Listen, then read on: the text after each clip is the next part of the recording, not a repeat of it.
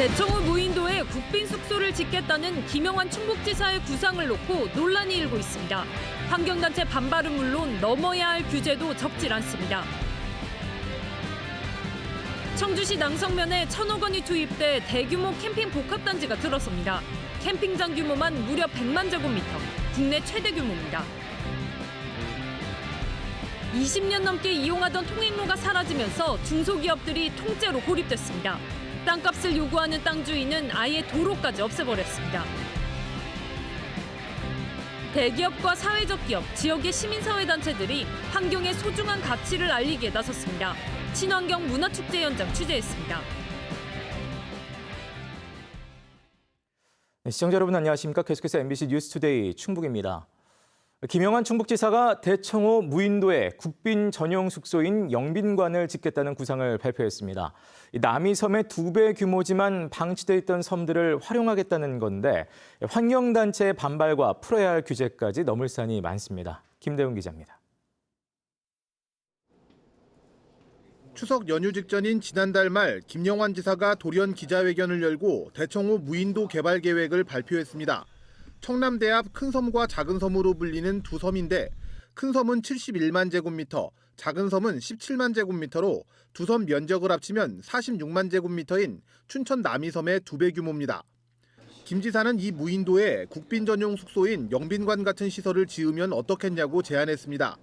청남대에서 무인도 사이에 540m 길이의 다리를 설치하는 방안도 제시했습니다. 군사 목적으로 쓰이다 20년 동안 방치되던 곳을 충북을 대표하는 랜드마크 시설로 활용하겠다는 구상입니다. 대한민국의 중심에 또 대한민국 국격에 맞는 영빈 공간을 만들 수 있지 않을까 하는 생각. 하지만 해당 지역은 수자원 보호구역으로 건물을 짓는 개발 행위가 제한돼 있습니다. 환경부 허가 없이는 다리를 놓을 수도 배를 운항할 수도 없습니다. 충청북도는 다양한 가능성을 열어두고 두 섬의 활용 방안을 국민 공모로 결정한다는 방침입니다. 규제가 있기 때문에 만약에 이걸 하게 되면 어떤 규제에 묶여서 못하는지 또 어떻게 풀어야 되는지까지 포함해서 좀 아이디어를 받으려고 합니다.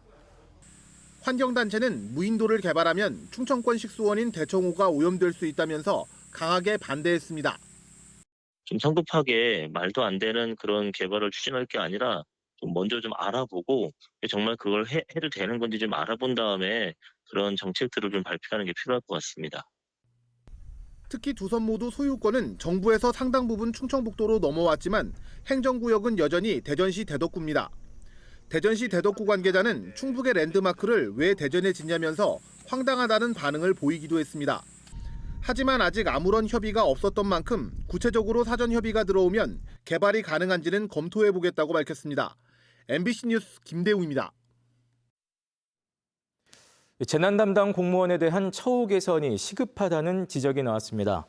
더불어민주당 이모선 국회의원은 지난 10일 행정안전부 국정감사에서 재난 공무원의 월 평균 초과 근무 시간은 전체 공무원의 1.5배, 여름철에는 2배가 넘는다며 이같이 밝혔습니다. 특히 오송 참사가 발생한 충북은 지난 7월과 8월 월 평균 초과 근무가 95시간에 달했다고 강조했습니다. 임 의원은 행정안전부 장관에게 재난 업무 기피 현상 해소를 위해 승진 가점 외에도 인력 확충과 면책 특권 등이 필요하다고 당부했습니다. 소위 노잼 도시라는 오명을 벗고 꿀잼 도시를 만들겠다는 것이 이범석 청주시장의 대표 공약입니다. 이런 민선 8기 청주시가 민자 유치 첫 사업으로 국내 최대 규모의 캠핑장 조성에 나섭니다. 조미애 기자입니다. 청주시 낭성면 삼산리 일대 15만 제곱미터 부지. 이곳에 국내 최대 규모의 캠핑장이 들어섭니다. 레저 캠핑 업체인 코베아가 2026년까지 1,000억 원을 투자해 대규모 캠핑 복합시설을 조성하기로 했습니다. 업체는 후보지 5곳 중 청주 낭성면을 최종 낙점하고 부지 매입도 이미 마쳤습니다. 회장님의 오랜 수건 사업이고 청주가 회장님의 이제 고향인 부분도 있지만 지리적으로 그 대한민국의 중심으로 전국적인 행사를 치르기에는 아마 최적화된 입지라고.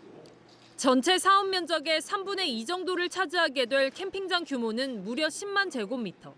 국내 최대 규모로 310곳의 캠핑 사이트가 들어섭니다.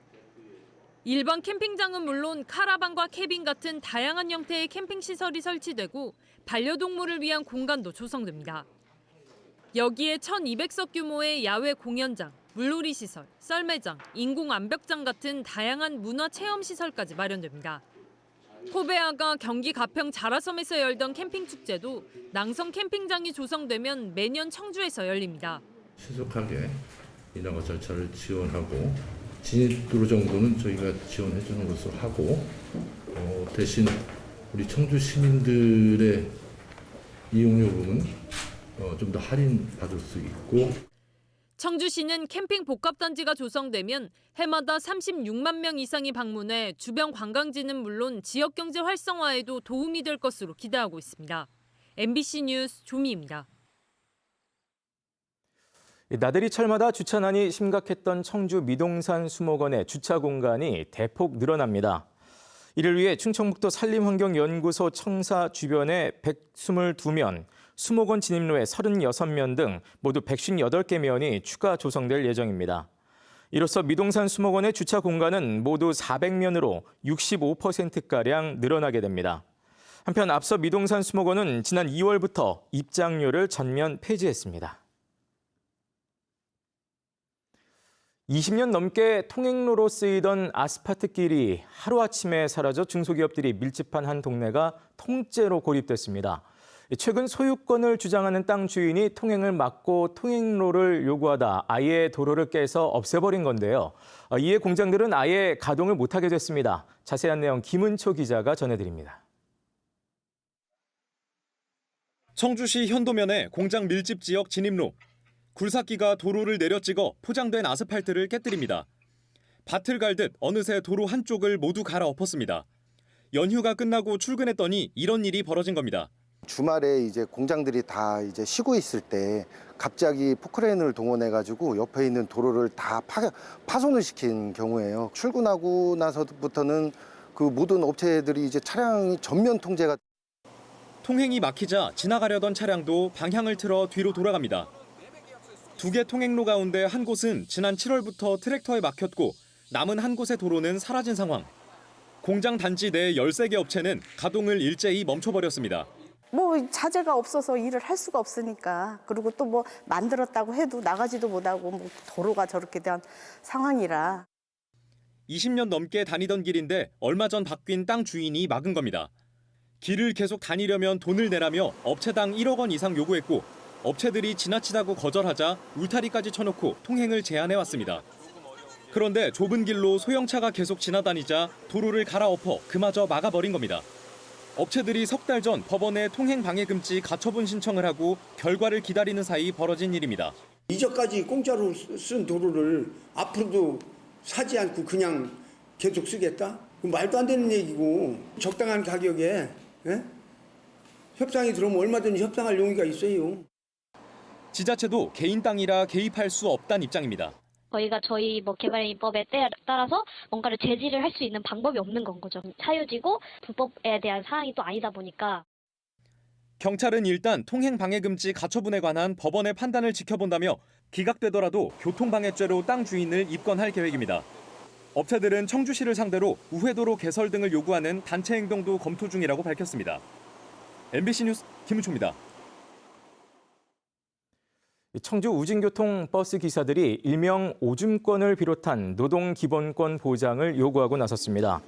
우진교통 노조원 200명은 청주시청 임시청사에 집결해 장거리 순환 노선을 개편해 노동자의 오줌권을 보장하고 임금 지원 한도를 정한 임금 가이드라인을 철폐할 것을 요구했습니다.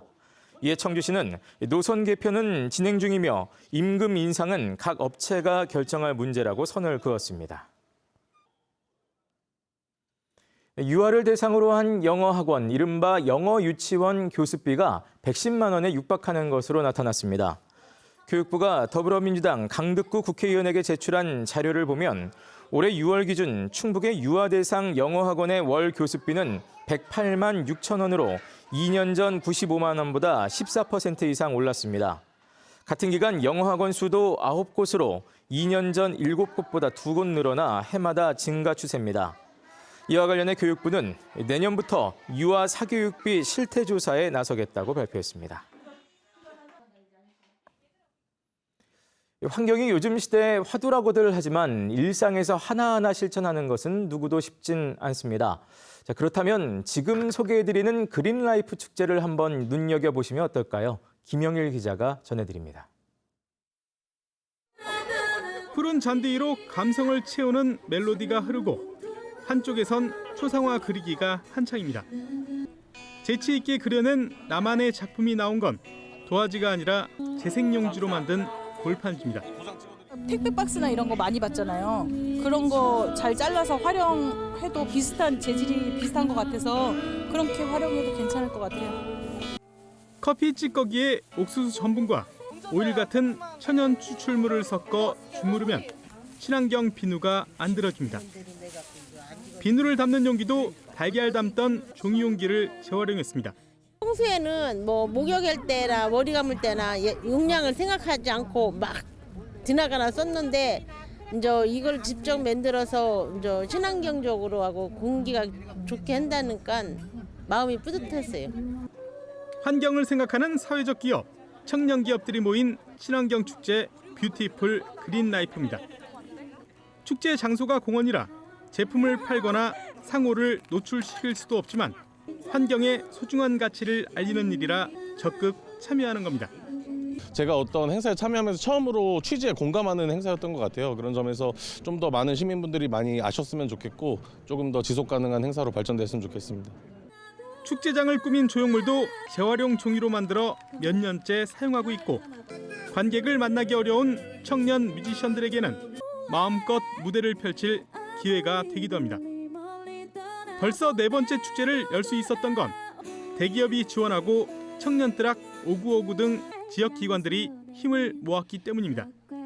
이런 지역의 뮤지션들에게 정기적 공연을 만들어주자라는 부분들에서 출발하게 되었고요. 그 더 나아가서 지역의 사회적 기업들과 그 생활 속에 재활용 활용이라는 친환경 축제를 만들어 보고 싶어서 두 개가 결합돼서 잘 소비한 뒤 잘 분리하고 아껴서 다시 쓰는 자원 순환의 가치가 생활 속에 퍼져가고 있습니다. MBC 뉴스 김영일입니다. 국내 관광 활성화를 위해 도입한 디지털 관광주민증 발급 인구가 주민등록 인구에 육박하고 있습니다. 지난 5월 말부터 발급을 시작한 단양군 디지털 관광주민증 발급자는 2만 5천여 명으로 이달 말이면 단양군 주민등록 인구 2만 7천여 명을 넘어설 전망입니다. 옥천군도 지난달 기준 관광주민증 발급자가 4만 명을 돌파하며 실제 거주 인구와 비슷한 규모를 기록하고 있습니다. 디지털 관광주민증은 한국관광공사와 함께 만든 일종의 명예주민증으로 지역을 관광할 때 다양한 할인과 기념품 등이 제공됩니다.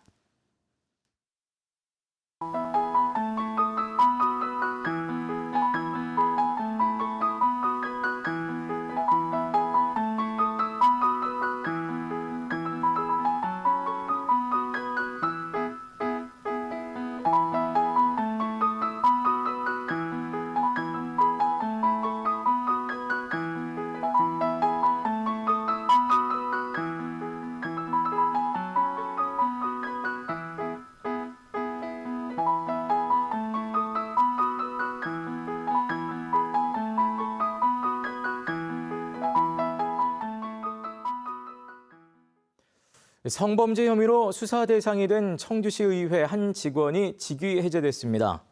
청주시 의회는 최근 한 직원이 불법 촬영과 강간 미수 등의 혐의로 수사를 받고 있다는 경찰 통보에 따라 해당 직원을 직위 해제했다고 밝혔습니다. 이와 관련해 해당 직원은 상대방의 일방적인 고소일 뿐이라며 혐의를 부인하고 있는 것으로 전해졌습니다.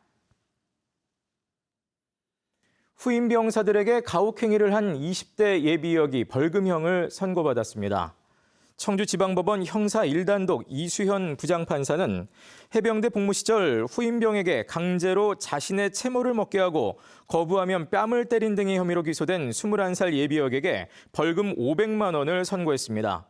재판부는 범행 수법이 불량하고 피해자들과 합의도 못했지만 반성하고 있는 점과 형사처벌을 받은 전력이 없는 점을 고려해 양형을 결정했다고 밝혔습니다. 값싼 수입 고기를 국산으로 속여 판 축산물 판매업소가 무더기로 적발됐습니다. 국립농산물품질관리원 충북지원은 지난 7월 17일부터 한 달 동안 축산물 판매업체를 점검한 결과 모두 23개 업소를 적발해 14곳을 형사 입건했습니다. 네, 뉴스를 마칩니다. 고맙습니다.